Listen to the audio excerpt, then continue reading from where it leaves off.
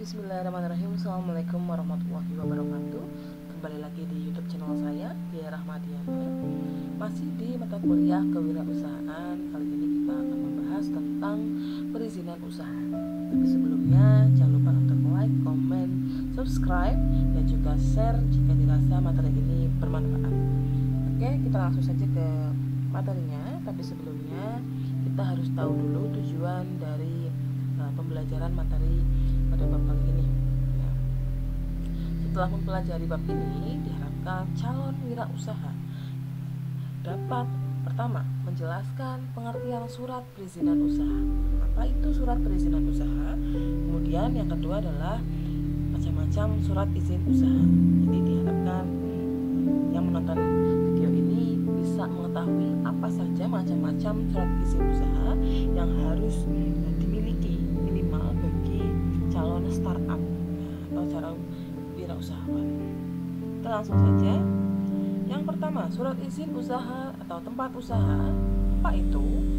Jadi situ merupakan salah satu dari macam-macam surat izin usaha yang merupakan sebuah izin yang diberikan kepada perorangan, perusahaan, dan badan usaha untuk memperoleh izin tempat usaha sesuai dengan tata wilayah yang diperlukan dalam rangka penanaman modal. Jadi situ ini juga punya regulasinya.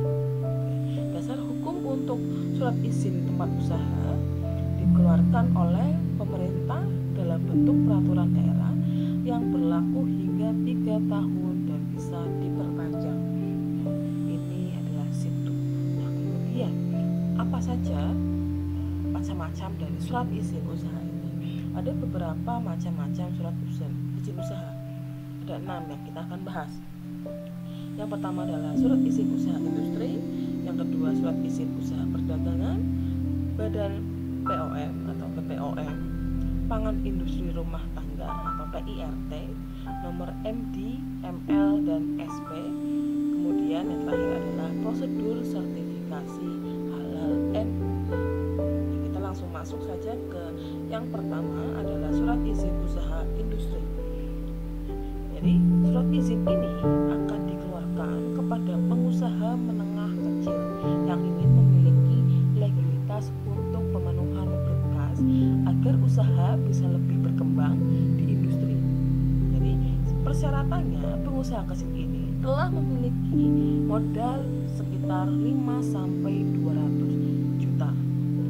Ketika pengusaha itu sudah memiliki modal sekian yang sudah ditentukan, maka bisa membuat surat izin usaha industri gitu ya. Syarat untuk mendapatkan surat izin ini adalah selain tadi memiliki modal 5-200 juta, pengajuannya itu adalah ke kantor pelayanan perizinan terpadu daerah tingkat 2 kabupaten atau kota. Nah, jadi jika usahanya telah berkembang, bisa juga diajukan ke pelayanan perizinan terpadu tingkat 2 provinsi atau BKPM. Jadi bisa ke kabupaten atau kota, tapi jika lebih berkembang lagi bisa mengajukan ke tingkat provinsi. Seperti apa surat izinnya? Seperti ini. Jadi silakan bisa dilihat di sini contoh dari surat izin industri. Yang kedua adalah surat izin usaha perdagangan. Fungsi dari surat izin SIUP ini adalah agar perusahaan, koperasi, persekutuan maupun perusahaan perorangan dapat melakukan kegiatan usaha perdagangan wajib memperoleh SIUP yang diterbitkan berdasarkan domisili perusahaan. Nah, jadi SIUP ini diterbitkan sesuai dengan domisili perusahaan dan berlaku di seluruh wilayah Republik Indonesia. Nah, SIUP ini sendiri terbagi menjadi 3 jenis. Ada SIUP kecil, SIUP menengah, dan SIUP besar. Antara ketiga jenis ini, apa yang membedakan? Yang membedakan adalah modal yang disetor dan kekayaan bersihnya. Kalau kecil itu minimal harus memiliki modal yang disetor dan kekayaan bersihnya di bawah 200 juta di luar tanah dan bangunan, ya, di luar aset. Kemudian kalau SIUP menengah itu harus memiliki modal disetor dan kekayaan bersih 200 juta sampai 500 juta, ya, itu juga di luar tanah dan bangunan. Kemudian SIUP besar, dikeluarkan perusahaan yang memiliki modal desetor dan kekayaan bersih di atas 500 juta. Itu juga di luar tanah dan bangunan.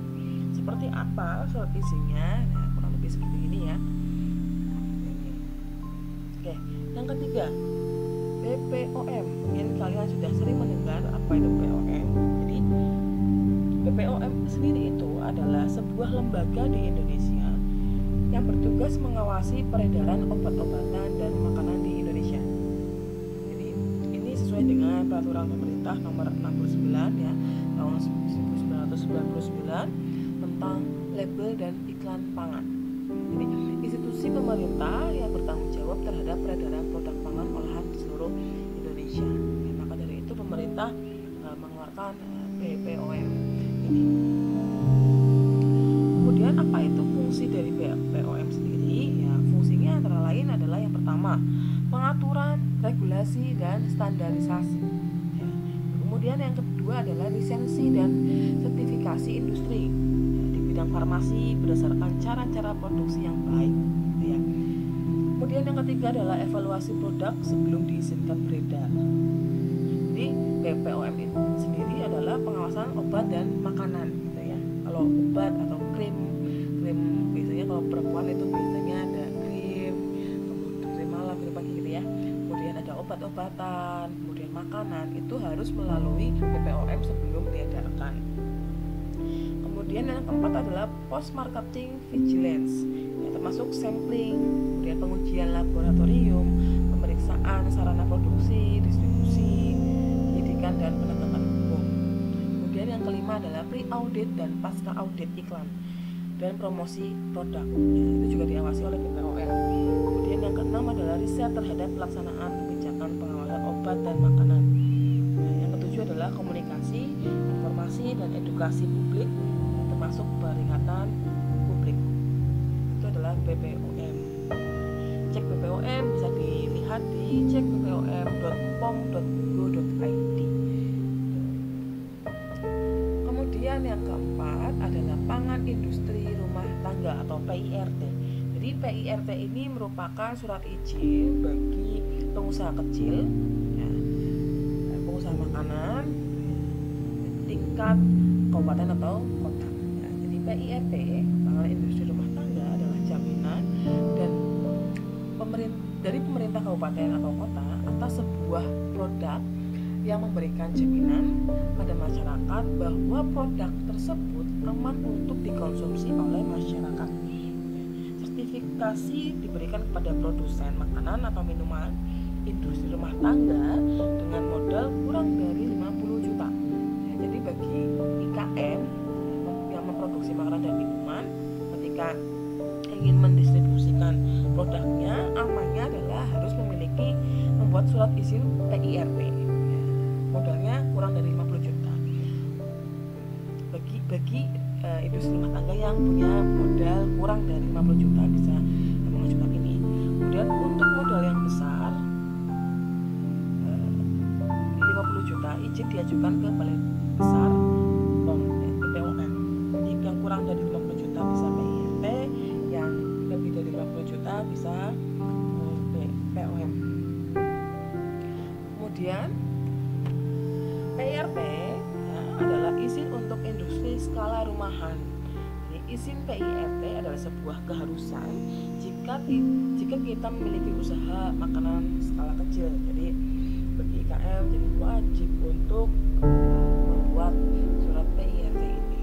Bagaimana langkah-langkahnya? Di sini juga ada langkah-langkah pembuatan izin PIRT tahapannya. Yang pertama adalah bisa datang ke dinas kesehatan yang terdekat ya di kota maupun kabupaten.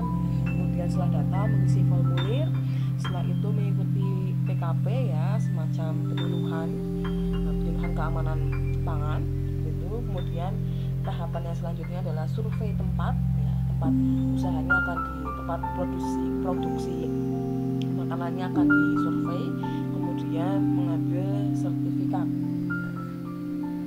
Itu merupakan tahapan-tahapan dari pembuatan izin PIRT. Kemudian yang kelima adalah nomor MD MLSP. Apa itu nomor MD MLSP? Ya biasanya nomor-nomor ini yang akan tertera di kemasan produk, kemasan suatu produk. Bedanya apa?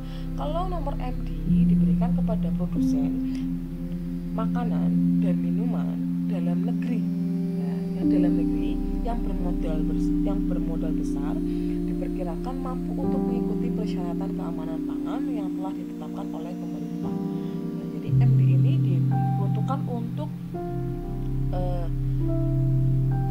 produk dalam negeri, gitu ya. Contohnya apa? Indomie. Nah, kode MD untuk satu produk juga dapat berbeda tergantung lokasi pabrik yang dilakukan produksi. Jadi kalau misalkan Indofood itu punya nomor MD yang berbeda, ya, karena lokasi pabriknya juga berbeda, nah, seperti itu ya. Kemudian nomor ML, ya, bedanya dengan MD. ML itu diberikan untuk produk makanan dan minuman olahan yang berasal dari produk impor, ya, dari luar negeri masuk ke Indonesia, kemudian berubah kemasan langsung maupun dikemas ulang.